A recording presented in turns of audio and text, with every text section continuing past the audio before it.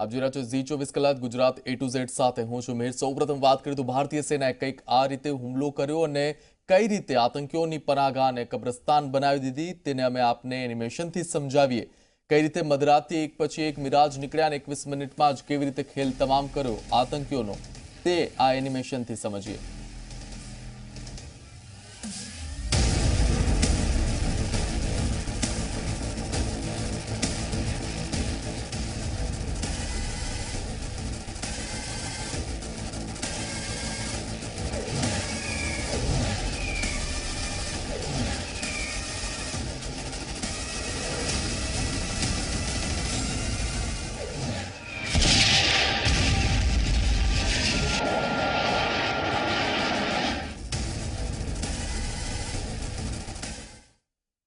एक एवं नाम जेने कदाच भारतनो कोई नागरिक न जाणतो होय एवं बने पण आतंकना आकाओ तो तेने बराबरथी ओळखता हशे। तेमने कदाच सपनामां पण तेनी ज तस्वीर देखाती हशे। आवो देखाडीए कोण छे ए शख्सियत।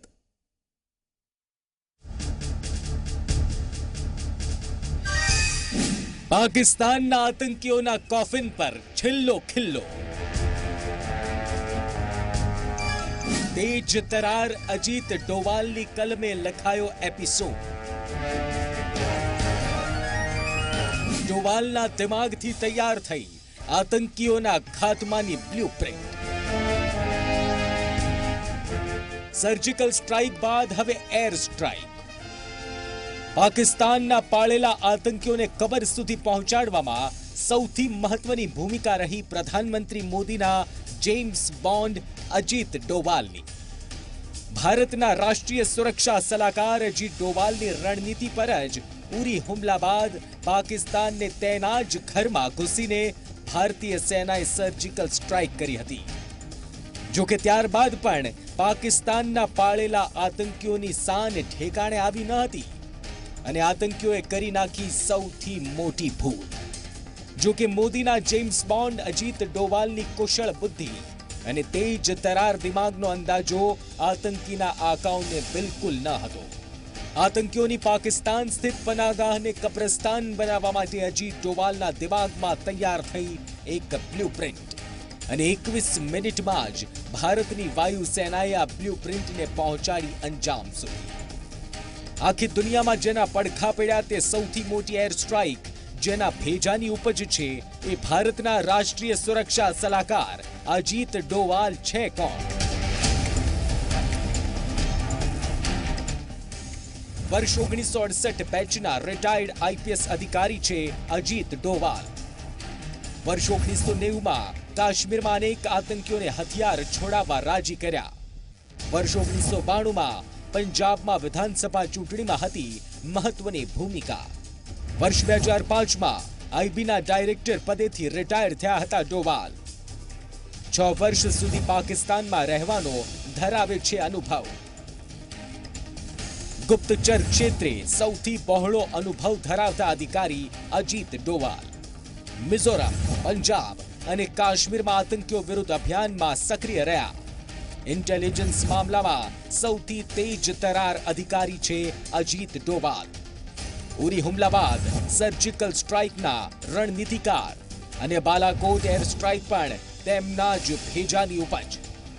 અજીત ડોવાલની ઓળખાણ હવે આનાથી વધુ આપવાની જરૂર નથી અને કદાચ પાકિસ્તાનમાં છુપાયેલા આતંકી છછુંદરોને તો સપનામાં પણ તેમની જ તસવીર દેખાતી હશે। બ્યુરો રિપોર્ટ ઝી 24 કલાક। मुख्यमंत्री बैठक बाद राज्य मुख्य सचिव की अध्यक्षता में महत्वनी बैठक मળી જેમાં सुरक्षा बाबते महत्वनी चर्चा कराई। आ बैठक में राज्य police vada, IB vada, BSF और कोस्टगार्ड तेमज केन्द्रीय एजेंसीओ अधिकारीओ पण आ बैठक में हाजर रह्या हता। बैठक में दरियाई सुरक्षा पर खास ध्यान केन्द्रित करवामां आव्युं। दरिया में माछीमारी माटे जता माछीमारो पाकिस्तान तरफ न जता रहे तेनी तकेदारी राखवा माटे सूचना अपाई। लालपरी माछली पकड़वा माटे माछीमारो दरियामां पाकिस्तान तरफ जता रहता होय छे अने पाकिस्तान मरीन सिक्योरिटी तेमने पकड़ी लेती होय छे, जेने लई कोस्टगार्ड अने मरीन पोलीस साथे दरियाई सुरक्षा संभाळती एजेंसीओने विशेष तकेदारी राखवा माटेनुं जणाववामां आव्युं। तो सरहदी जिल्लामां इंटेलिजन्सने एलर्ट करवा माटे मरीन पोलीसने सूचना आपवामां आवी। आ साथे ज राज्यनी आंतरिक सुरक्षाने लई पोलीसने सतर्क करवामां आवी, जेमां स्लीपर सेल अने असामाजिक तत्वों पर वोच राखवानुं कहेवामां आव्युं। सरहद पर थती गतिविधिओना आधारे સમયાંતરે ઉચ્ચ કક્ષાએ સમીક્ષા કરવામાં આવશે।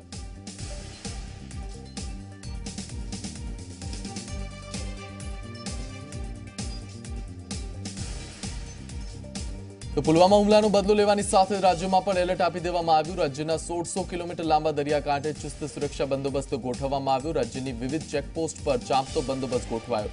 રાજ્યના વિવિધ બસ સ્ટેશન અને રેલવે સ્ટેશન પર પણ પોલીસે મોટા કાફલા સાથે દોડી જઈ ચુસ્ત બંદોબસ્ત ગોઠવ્યો હતો।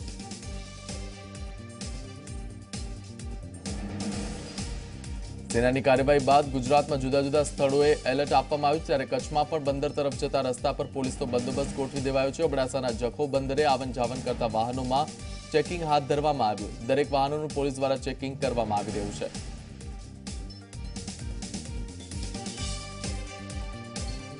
તો રાજ્યના દરિયાઈ વિસ્તારમાં પણ આતંકી પ્રવૃત્તિઓ સક્રિય થઈ હોવાના ઇનપુટ્સને પગલે હાલ સુરક્ષા વધારી દેવાઈ। વેરાવળ બંદર પરના માછીમારો આતંકી હુમલાની દહેશતને પગલે ચિંતિત બન્યા છે, કારણ કે વેરાવળ બંદરમાં ગેરકાયદે આવન જાવન કરતી શંકાસ્પદ પરપ્રાંતીય ફિશિંગ બોટ્સ છે। વેરાવળ માછીમાર બોટ એસોસિએશનના પ્રમુખ તુલસી ગોહેલે મીડિયા સાથેની વાતચીતમાં કહ્યું કે દરિયાઈ વિસ્તારમાં પરપ્રાંતીય બોટના 24 કલાક આટાફેરા વધી ગયા છે। આ બોટ્સને લોકોને કોઈ ઓળખતું પણ નથી, જેને કારણે સોમનાથ મંદિરથી લઈ વેરાવળ બંદર પર હુમલા થવાની શક્યતા છે। ફિશરીઝ લેન્ડમાં વેરાવળ મરીન પોલીસની 12 નોટિકલ માઇલની સુરક્ષાની જવાબદારી છે। ગુજરાતની બોટ્સને ચેક કરવામાં આવે છે, પરંતુ અજાણી બોટ્સને અહીં જાણે કે છૂટો દોર છે। જે જગ્યા પર અજાણી બોટ્સ આંટા મારે છે ત્યાં ટ્રકો બંધ દારૂ પણ ઉતારવામાં આવ્યો છે। ચિંતાનું માત્ર કારણ એટલું છે કે વેરાવળ બંદરમાં અજાણી અને શંકાસ્પદ પરપ્રાંતીય બોટો બે રોકટોક આવે છે, એને કોઈ રોકવાળી એજન્સીઓ જવાબ નથી દેતી। અમે અવારનવાર આ એજન્સીઓને લેખિત મૌખિક સ્થાનિક અધિકારીઓથી લઈને ઉચ્ચ કક્ષાના જવાબદાર સરકારના અધિકારીઓને બધાને આ રજૂઆત કરી છે, પણ અત્યાર સુધી આ વસ્તુની કોઈ ચોક્કસ વ્યવસ્થા કરવામાં નથી આવી। આપણા ભારત દેશના જ માછીમારો હોય છે, પરંતુ અન્ય રાજ્યના હોય છે, જે કંઈ એની બોટ ખામી ભરાયેલી છે અથવા ખામી છે એ બાના હેઠળ અહીંયા આવતી હોય છે રિપેરિંગમાં અથવા તો રોકવા માટે અથવા તો એ બાબતનો આ પ્રશ્ન છે। તો અમારા LIB PIએ જણાવ્યું એ પ્રમાણે આ બાબતે પ્રશ્નની જે કંઈ ચર્ચા કરવામાં આવી છે અને આના નિરાકરણ માટે ઉપલી સત્તાને પણ જાણ કરવામાં આવી છે। તો યાત્રાધામ બેટ દ્વારકા જતી 15 ફેરી બોટના લાયસન્સ રદ કરાયા છે। મુસાફરો અને યાત્રિકોની સલામતીને લઈને આ નિર્ણય લેવામાં આવ્યો છે। ગુજરાત મેરીટાઈમ બોર્ડ દ્વારા આ નિર્ણય લેવાયો છે। 15 દિવસ માટે આ બોટ્સના લાયસન્સ રદ કરાયા છે।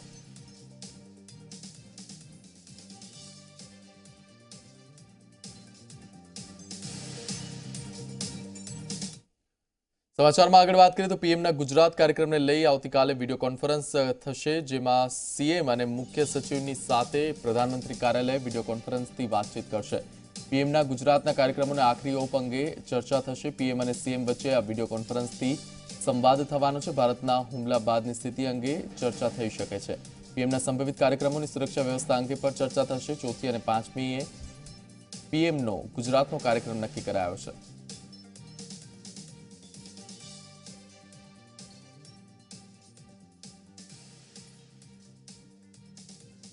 જૂનાગઢમાં લઘુમતી સમાજના લોકોએ પાકિસ્તાનમાં ભારતીય વાયુસેનાએ કરેલી એર સ્ટ્રાઇકને લઈ ઉજવણી કરી। વાયુસેનાએ રાત્રિના આશરે 3.5 કલાકથી પીઓકેમાં આતંકી સંગઠનોના અનેક કેમ્પને નષ્ટ કર્યા, જેની ઉજવણી જૂનાગઢમાં લઘુમતી સમાજ દ્વારા ફટાકડા ફોડી કરાઈ।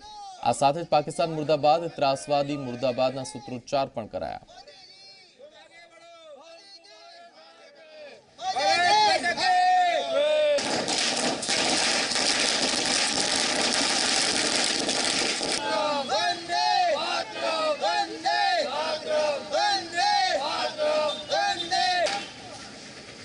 આતંકવાદ હુમલો થયો એના બદલ આપણે જે બી દેશનો બદલો વાયુસેનાથી હુમલો કર્યો છે મોદીજીએ અને મિલિટરીએ એને ખૂબ ખૂબ અભિનંદન।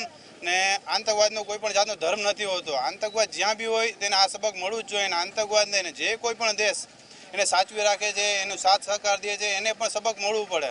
ને મોદીજીને ખાસ અભિનંદન કે આ કામ કર્યું છે ને આવતા વર્ષોમાં બી એવું કરે। ને મોદીજી કાશ્મીરમાં પણ ક્યાંય બી આતંકવાદી હોય એને આવું જ સબક મળવું જોઈએ। ને આનો કોઈ ધર્મ હોતો નથી, એટલે એને ખાસ મોદીજીને અભિનંદન। બહુ સારું કામ કર્યું છે ને આવું જ ભવિષ્યમાં બી મોદીજી કામ કરતા રહે એના મતલબ ખાસ અભિનંદન એને અપીલ કરવામાં આવે છે। પાકિસ્તાનમાં ભારતીય સેનાએ કરેલી એર સ્ટ્રાઇકને લઈ સમગ્ર દેશમાં ઉજવણી થઈ રહી છે, ત્યારે ભરૂચમાં પણ લોકો ઉજવણી કરતા નજરે પડ્યા. શહેરના વિવિધ વિસ્તારમાં સ્થાનિકોએ ફટાકડા ફોડી તેમજ જલેબી વહેંચી ઉજવણી કરી.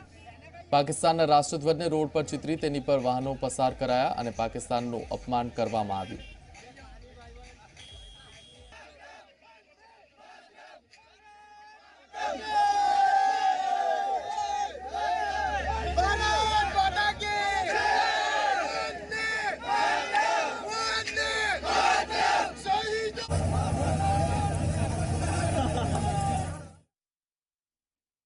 તો ભારતીય વાયુસેનાએ આતંકીઓનો ખાત્મો બોલાવતા કથાકાર રમેશભાઈ ઓઝાએ પણ ખુશી વ્યક્ત કરી. ચાલુ કથામાં વ્યાસપીઠ પરથી તેમણે કહ્યું કે આપણા શહીદ જવાનોનું 13મું વાયુસેનાના જવાનોએ મનાવ્યું છે. देश के एयरफोर्स ने, एयरफोर्स के जाबाजों ने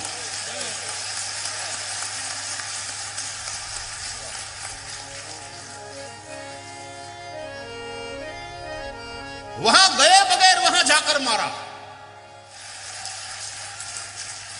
13वीं मनाई देश के एयरफोर्स ने, एयरफोर्स के जाबाजों ने.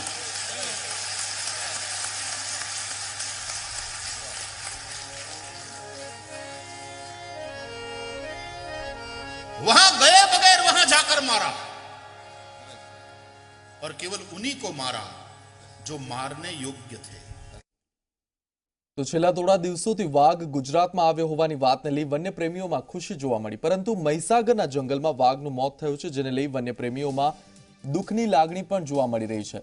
લુણાવાડાના સિગ્નલીના જંગલમાંથી વાઘનો મૃતદેહ મળી આવ્યો, ત્યારે થોડા દિવસો પહેલા જોવા મળેલો વાઘનો જ આ મૃતદેહ હોય તેવી શક્યતા છે. વાઘનું મોત થયાનું જાણ થતાં જ વન વિભાગની ટીમ ઘટના સ્થળે પહોંચી અને વાઘના મૃતદેહને પોસ્ટમોર્ટમ માટે ખસેડાયો છે. પ્રાથમિક તપાસમાં વાઘનું મોત 2 થી 3 દિવસ પહેલા થયું હોવાનું અનુમાન છે. વાઘનું કુદરતી મોત થયું છે કે પછી તેનો શિકાર કરવામાં આવ્યો છે તે જાણવા માટે વન વિભાગે તપાસ શરૂ કરી છે. ઉલ્લેખનીય છે કે થોડા દિવસ પહેલા એક શિક્ષકે વાઘનો ફોટો પાડ્યો હતો અને મહીસાગરના જંગલમાં રસ્તા પરથી પસાર થતા વાઘનો ફોટો હોવાનું તેણે જણાવ્યું હતું. જે બાદ વન વિભાગે મહીસાગરના જંગલોમાં તપાસ શરૂ કરી અને જંગલના ઝરણા નજીક નાઇટ વિઝન કેમેરા લગાવ્યા. આ જ કેમેરામાં વાઘ કેદ થઈ ગયો હતો. જોકે આ મૃતદેહ એ જ વાઘનો છે કે પછી બીજા વાઘનો તે અંગે હજુ પણ સ્પષ્ટતા નથી થઈ શકી.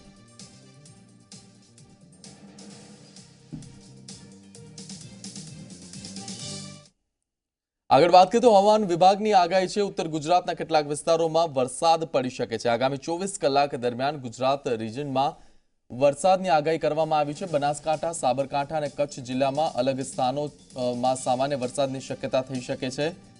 ખેતીના પાકને નુકસાન પણ થઈ શકે છે. બટેટાના પાકને નુકસાનની ભીતિ હાલ તો સેવાઈ રહી છે. તો રાજ્યના વાતાવરણમાં પલટો આવ્યો છે. અનેક જિલ્લામાં વરસાદી માહોલ છવાયો. જુદા જુદા જિલ્લાની વાત કરીએ તો મોરબીના કેટલાક વિસ્તારમાં કમોસમી વરસાદ વરસતા ખેડૂતો ચિંતામાં મુકાયા. વરસાદને કારણે પાકને નુકસાન થવાની ભીતિ પણ ખેડૂતોને સતાવી રહી છે. આ તરફ સુરેન્દ્રનગરના વાતાવરણમાં પણ પલટો જોવા મળ્યો. પાટડી પંથકના કેટલાક ગામોમાં માવઠું પડ્યું, જેને લઈ પાટડીમાં જીરુના પાકને નુકસાન થવાની ચિંતા છે. ગાંધીનગરના દહેગામમાં પણ વાતાવરણમાં પલટો જોવા મળ્યો, જ્યાં વાદળછાયું વાતાવરણ જોવા મળ્યું અને ઠંડો પવન ફૂંકાયો. ઉત્તર ગુજરાતમાં પણ અનેક જિલ્લામાં મોસમ બેમાન બન્યો. સાબરકાંઠાના હિંમતનગર પંથકમાં ભારે પવન સાથે વરસાદી ઝાપટા પડ્યા. તો આ તરફ બનાસકાંઠાના દિયોદરમાં પણ કમોસમી વરસાદ પડ્યો. પાટણમાં પણ અનેક સ્થળોએ વાતાવરણમાં પલટો જોવા મળ્યો, જ્યાં પાટણ અને સાંતલપુર તાલુકાના અનેક ગામોમાં વરસાદ પડતા ખેડૂતો ચિંતામાં મુકાયા. જીરુ, અસબગુલ, રાયડાના પાકને નુકસાન થવાની ખેડૂતોને ચિંતા છે. તો અમદાવાદના વાતાવરણમાં પણ અચાનક જ પલટો આવ્યો હતો. અમદાવાદના રસ્તાઓ પર ભારે પવન અને ધૂળડમરી ઉડવા લાગી હતી. વરસાદ પડે એવું પણ વાતાવરણ સર્જાયું.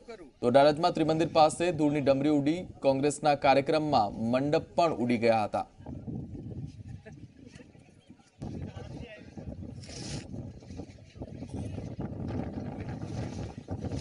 વેસ્ટર્ન ડિસ્ટર્બન્સની અસર ભારત અને ગુજરાતના વાતાવરણ પર જોવા મળી રહી છે. તમે જોઈ શકો છો કે ગુજરાતના વાતાવરણમાં અચાનક પલટો આવ્યો છે અને કહી શકાય કે ધૂળની ડબડીઓ અને વાવાઝોડું જોવા મળી રહ્યું છે. ખાસ કરીને રાહુલ ગાંધીની જે સભા જે જગ્યાએ થવાની જગ્યાએ વાવાઝોડાની અસર જોવા મળી રહી છે. ખુરશીઓ ગોઠવવામાં આવી હતી, તે ખુરશીઓ ઊંધી પડી ગઈ છે. જે પડદા લગાવવામાં આવ્યા હતા રાહુલ ગાંધીના મેદાનમાંથી કોર્ડન કરવામાં આવ્યા હતા, જે તિરંગાના પડદા તે પણ ઘણી જગ્યાએ ફાટી ગયા છે. કોંગ્રેસના ધ્વજ જે જગ્યાએ અલગ અલગ જગ્યાએ લગાડવામાં આવ્યા હતા તે પણ ફાટી ગયા છે. અને દૂરનું જે એક ડમરી કહેવાય, દૂરનું જે વંટોળ કહેવાય, તે વંટોળ સમગ્ર ત્રિમંદિર મેદાન ઉપર ફરી વળ્યું હતું. અને જે કોંગ્રેસના કાર્યકરો અથવા તો કોંગ્રેસના જે કોન્ટ્રાક્ટરો દ્વારા જે મહેનત કરવામાં આવી હતી તેના ઉપર સીધું પાણી ફરી વળ્યું. તમામ મોટાભાગની ખુરશીઓ હતી તે ઊંધી પડી હતી. કોંગ્રેસના પડદા ફાટી ગયા હતા. અને હાલ પણ જે પ્રકારનું વાતાવરણ જોવા મળે છે જોતા ક્યાંક ને ક્યાંક મોટું વાવાઝોડું અથવા તો કમોસમી વરસાદ થાય તો નવાય નહીં.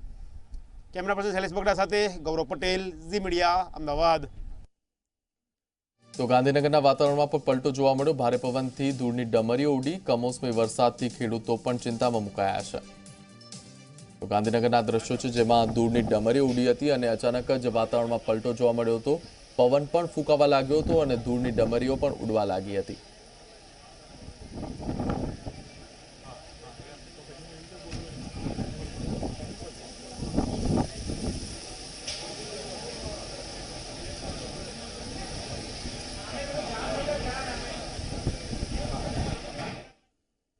તો રાજ્યમાં અનેક જિલ્લામાં વાતાવરણમાં પલટો જોવા મળ્યો. મહેસાણામાં ભારે પવનને કારણે શાળાના છાપરા પણ ઉડી ગયા. મહેસાણા તાલુકાના ચરાડુ ગામમાં ભારે પવન ફૂંકાયો, જેમાં શાળાના છાપરા ઉડી જતા વિદ્યાર્થીઓ ગભરાઈ ગયા અને તેમનો અભ્યાસ પણ બગડ્યો. છાપરું ઉડી જતા એક દિવસ સુધી શાળામાં અભ્યાસ નહીં કરી શકાય તેવી સ્થિતિ સર્જાઈ. આ જો કે સદનસીબે આ ઘટનામાં કોઈ જાનહાની નહોતી થઈ.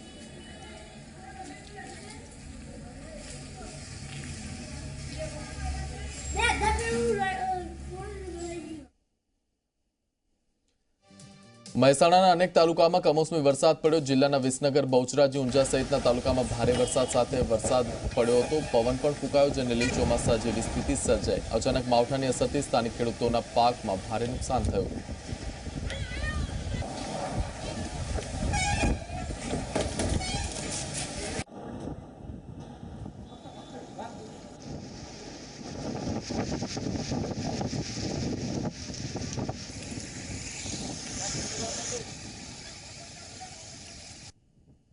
તો સાબરકાંઠા જિલ્લાના વાતાવરણમાં પલટો જોવા મળ્યો. હિંમતનગર પંથકમાં ભારે પવન સાથે વરસાદી ઝાપટા, માવઠાને કારણે ખેડૂતોમાં હાલ તો ચિંતાનો વિષય છે.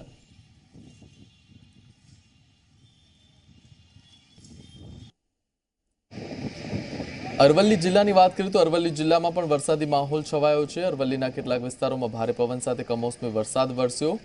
ગઢડાકંપા, ટીટીસર, સરડોઈ, લાલપુર સહિતના ગામોમાં વરસાદ વરસતા ખેડૂતો ચિંતામાં મુકાયા.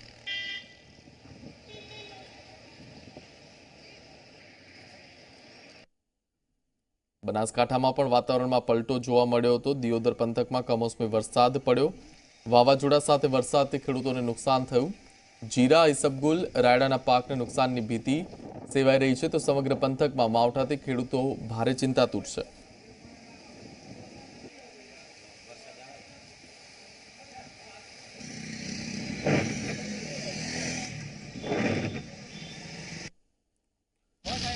તો સુરેન્દ્રનગર જિલ્લાના વાતાવરણમાં પણ પલટો જોવા મળ્યો. પાટડી પંથકના કેટલાક ગામોમાં માવઠું પડ્યું. કમોસમી વરસાદને પગલે ખેડૂતો ચિંતિત બન્યા છે. જીરુના પાકને ખાસ કરીને પાટડી પંથકમાં નુકસાન જવાની શક્યતા છે.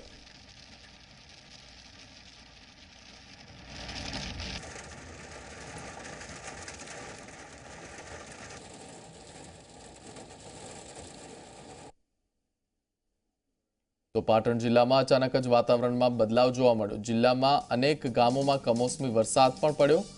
પાટણ, સાંતલપુર તાલુકાના ગામોમાં વરસાદ પડતા ખેડૂતો ચિંતામાં મુકાઈ ગયા છે.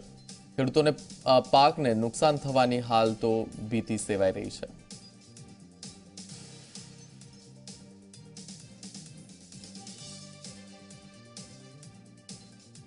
દહેગામના વાતાવરણમાં પલટો જોવા મળ્યો. ભારે પવનથી ઉડી ધૂળની ડમરીઓ. વાદળછાયા વાતાવરણમાં આ ઠંડો પવન પણ ફૂંકાયો હતો. સમગ્ર રાજ્યમાં વાતાવરણમાં પલટો હાલ દેખાઈ રહ્યો છે. ત્યારે દહેગામમાં પણ એ જ અસર જોવા મળી હતી.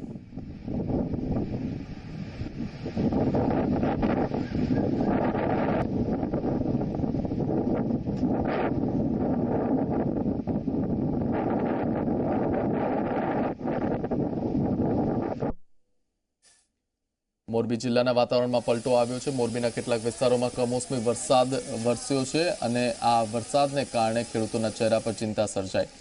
પાકને રવિ પાકને નુકસાનની ભીતિને પગલે ખેડૂતોના માથે ચિંતાના વાદળો ઘેરાયા છે. માવઠાથી ખેડૂતો ચિંતિત છે. સમગ્ર રાજ્યમાં વાતાવરણમાં પલટો આવ્યો છે, ત્યારે મોરબી જિલ્લાના વાતાવરણમાં પણ પલટો આવ્યો. અહીં કમોસમી વરસાદ પડતા પાણી પણ રેલાવા લાગ્યા હતા, ત્યારે ખાસ કરીને ખેડૂતોમાં ચિંતાનો માહોલ છે, કારણ કે જે રવિ પાક છે તેને નુકસાની જશે તે પણ ચિંતા તેમને થઈ રહી છે.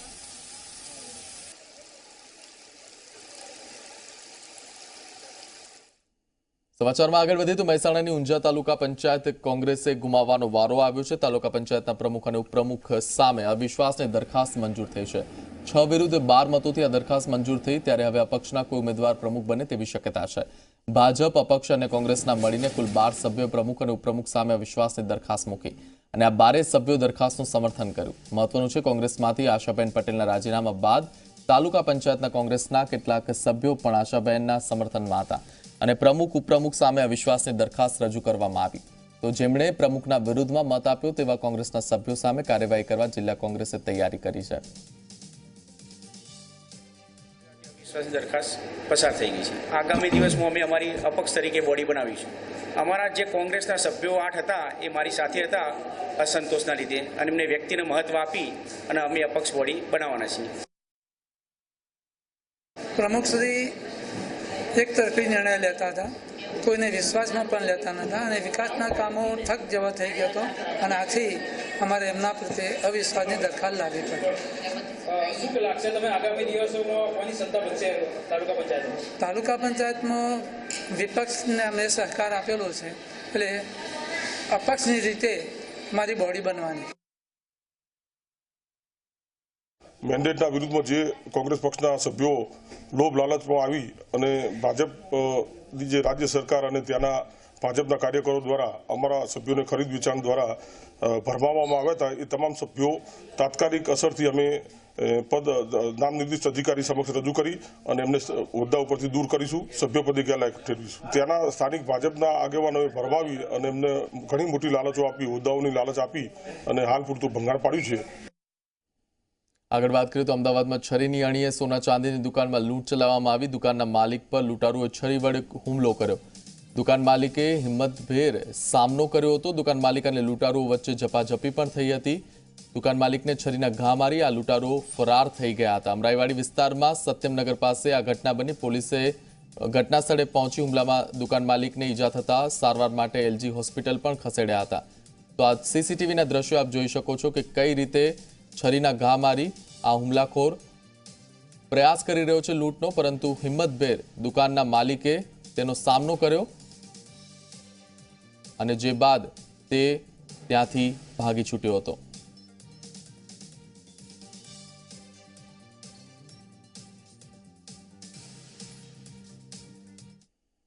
સુરતની વાત કરીએ તો પ્રતિબંધિત વસ્તુઓની નિકાસ થતી ઝડપાઈ છે. ₹5 કરોડની કિંમતનો 12 મેટ્રિક ટન માલ જપ્ત કરવામાં આવ્યો છે. ડીઆરઆઈની ટીમે જપ્ત કર્યો છે આ માલ. એક શખ્સની ધરપકડ પણ કરવામાં આવી છે. રેડ ચંદન સહિતનો માલ જપ્ત કરાયો છે. પ્રતિબંધિત વસ્તુઓની દુબઈમાં નિકાસ કરવામાં આવતી હતી.